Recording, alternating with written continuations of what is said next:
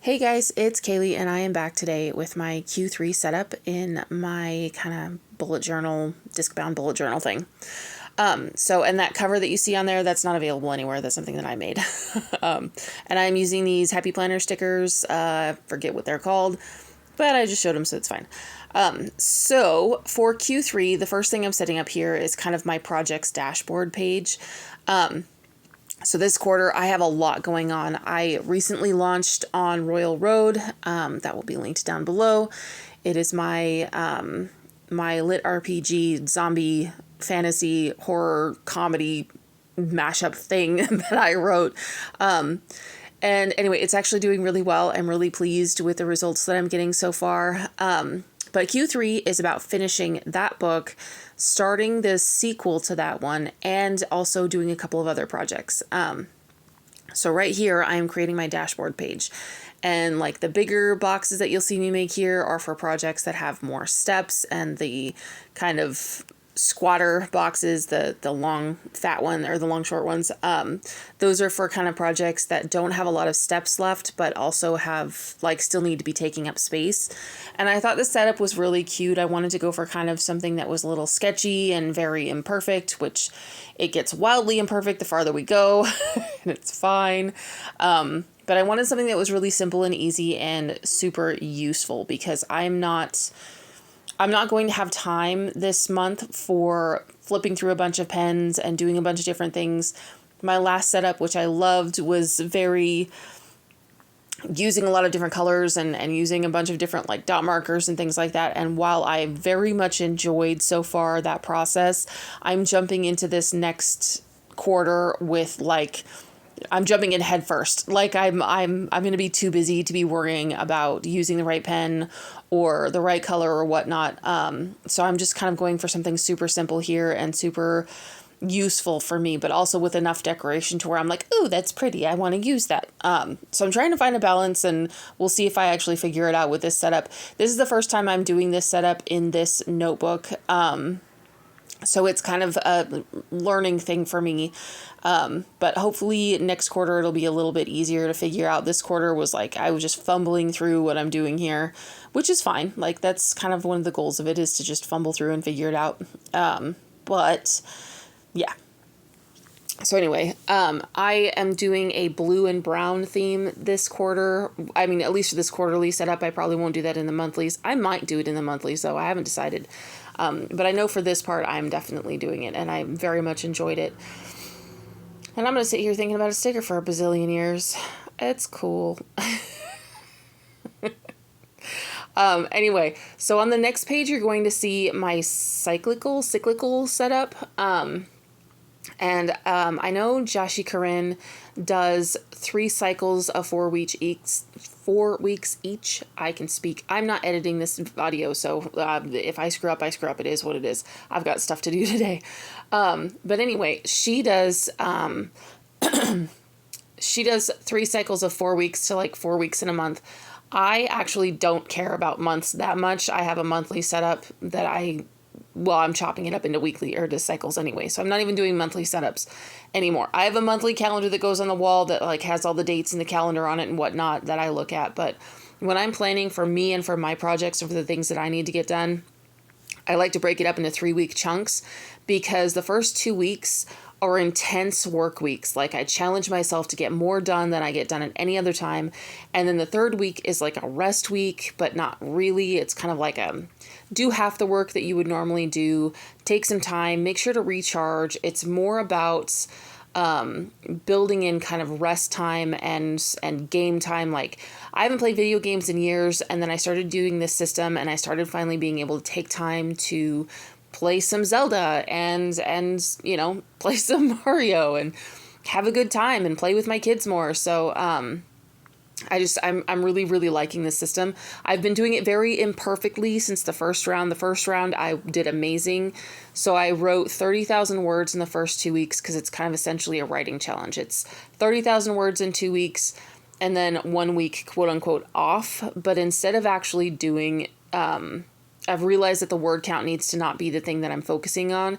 It's this massive chunk of this project, however many words that takes, needs to be done. So this time around, instead of challenging myself with word count, I'm actually doing episode count because I am currently writing an episodic serialized fiction.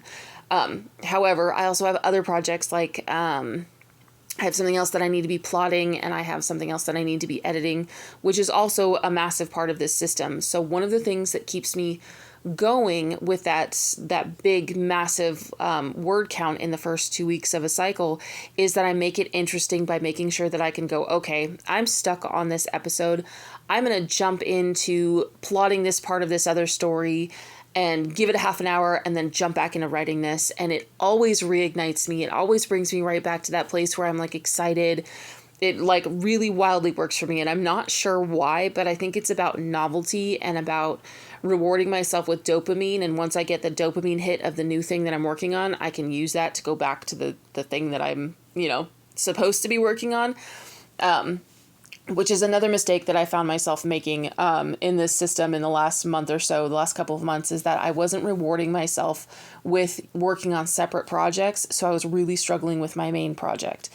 So anyway, here's me setting up like dashboards basically for each of these cycles. I've got kind of the goals that I want to get done per week and this is where I want to just be laying those out so that when I go in and I set up my cycle, I know exactly what I plan on doing.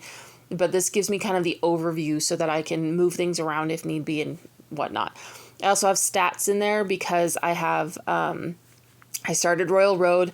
I started a Patreon. I've got my YouTube, and I also am considering throwing the story up on World Anvil 2.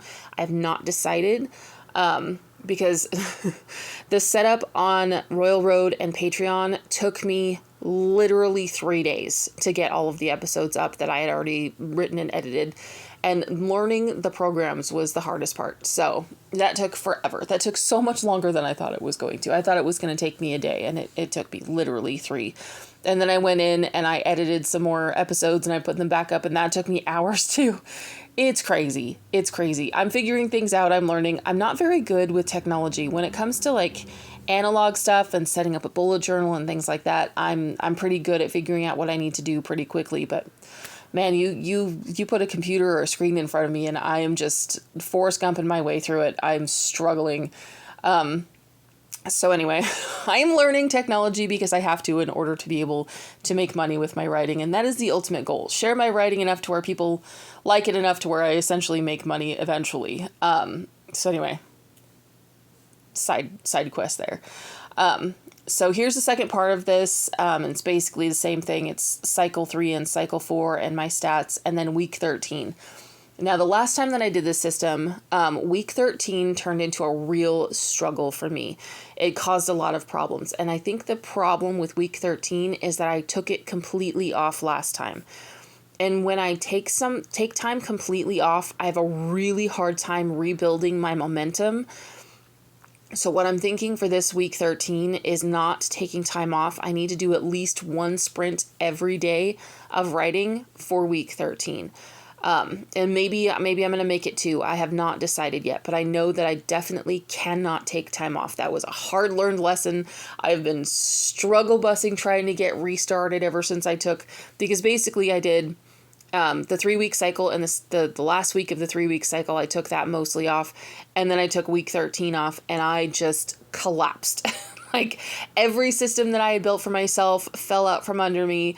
It was not a good idea. So I've learned that I am not somebody who can take a vacation from my work if I want to be able to jump back into it. I need to continue doing at least little parts of my work while taking time off. So yeah, I guess me going on a vacation to somewhere across the world, I'm definitely going to have to take my writing stuff so that I can do at least a sprint a day so that I don't lose momentum. Yeah, because that cost me so much. It cost me so much time and mental energy and work trying to get back into writing every day. And I'm just now kind of getting back into it and starting to feel really good about it. So 2 lessons learned with this. Number 1, I have to maintain momentum. And number 2, I have to make sure that I'm working on multiple projects at once. In fact, I've had to write this down for myself in the front of my bullet journal, like, here, what to do if you're stuck. And I have like this whole section of like, okay, here's something to try. Here's another thing to try. Which is actually a really good idea. And thank you to my therapist for suggesting that one, because I was really struggling. And then I'm like, why did I forget that I was doing this thing that was working really well? I completely forgot I was doing it.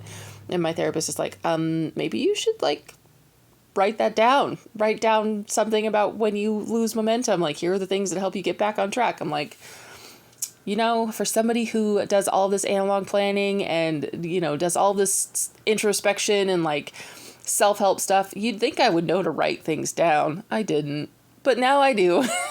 So silly. So silly.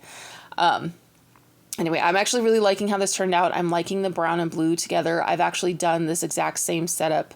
I mean, not, you know, the exact same colors setup in a different bullet journal before, and I really liked it, and I'm really enjoying it again this time. I'm excited to jump back into this. It feels very classic and simple and kind of playful all at the same time. I don't know if that explains anything, but I'm really enjoying it. I really enjoy the blue and the brown.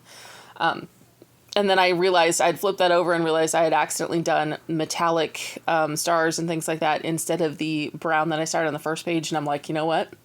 It's going to be what it's going to be. I'm not going to berate myself for it. Oh, here. So this part, I am jumping into my game board. This is another part of my system that was just rocking it for me. I was doing such a good job with it. And then I stopped. And this was months ago I stopped. And then I tried restarting it, and I failed because I overcomplicated it, and like it was a whole mess. So I've come in and I've kind of sat down, and this was part of what I did when I took time away from YouTube, is I sat down and I really thought about what works and what doesn't and what do I want. And this is the system that I came up with, and I just started re-implementing it, and it is totally working again. So I need to be in competition with myself. There's another piece of this puzzle of productivity for me, is that I have to be in competition with myself. So what I'm setting up here is basically like what task is considered a boss or a mini boss or a minion, basically, because it's a game, right? I'm battling myself. I'm battling, you know, with my tasks. So my big bosses are like my big sections of writing. My mini bosses are YouTube videos, and like plotting and things like that. And I get a certain amount of points for, you know, however much I get done. And what I really, really like about this is that it gives me a very clear understanding of, hey, you worked really hard, and it only shows like 2 sentences in your bullet journal because you were so busy working so hard. So here's this 50 points that you earned, and it helps my brain kind of recognize, oh yeah, those 2 sentences were actually like 3 really big projects that I didn't break down into pieces enough, right? Because I didn't want to bother because I had a lot to do. So the point system really helps me kind of give myself credit where I need credit, because where I've earned credit. Because I have a really hard time with that. And in fact, excuse me, I actually just recently started working on rewarding myself. I really don't want to have to edit this audio, but man, I'm losing my voice. So I recently started working on rewarding myself for getting things done and for just achieving things, because I really, really struggle with it. I'm one of those people where when I finish something that's really big, I don't feel accomplished. I feel relieved that it's over. And I need to start feeling accomplished so that I start feeling better about everything, all the hard work that I'm putting in. So anyway, this is also part of that system. So each of these boxes here is a week, and what I'm going to be putting in them is basically my score. So however many points I got out of the amount of points that I was hoping to get, and then kind of like an explanation like, oh, hey, I rocked it, or I got more done than I thought I would, or oh man, my car broke down this week. I didn't get, a quarter of it done. I've been busy. So it's kind of one of those helping me see like this bird's eye view of exactly how much I got done versus what I hope to get done. And there will be no punishing myself for not getting all of it done. That is a hard rule that I have to put in place, because I have a tendency to berate myself when I don't accomplish what I say I'm going to accomplish. But the thing is that I'm wildly unrealistic with how much I think I can get done. And so when I don't accomplish like these huge tasks that, you know, best me, showing up every day all the time as my best self is so unrealistic. But then I beat myself up about not being able to do that. So I want to make sure that I'm kind of giving myself a realistic view of what I can accomplish, what I have accomplished, and yeah, just kind of keeping it realistic and keeping it positive and keeping it playful and not getting like in my head about how worthless I am because I haven't done exactly what I said I would do, because I do that to me, which is ridiculous. That's dumb. I am a human being. I am not a robot. Like, expecting me to show up as my best self all the time is so wild. It's wild. I don't know why I do that to me. So I'm working on stopping, and this is part of the system of me stopping that nonsense. I also would like to track how like my body rhythms affect different things. So I will also be like putting notes in here for where I'm at in my cycle and things like that. But we don't need to discuss that because that's private. Also, this blue dot marker that I have here doesn't quite match the blue that I was going for, but the darker blue that I have in these dot markers is so juicy that it bleeds through literally every paper I've ever used it on. So I don't use it. I wish I could right here, but I don't want to be gluing a bunch of pages together. So there's my game board. I'm super excited. Anyway, it looks like we are coming to the end of this video, to the end of this setup. So thank you guys so much for watching. Please like and subscribe, and I will be back in a couple of weeks, I think with my first round of gamified plotting, with my new 32-week plotting system. So yeah, super excited.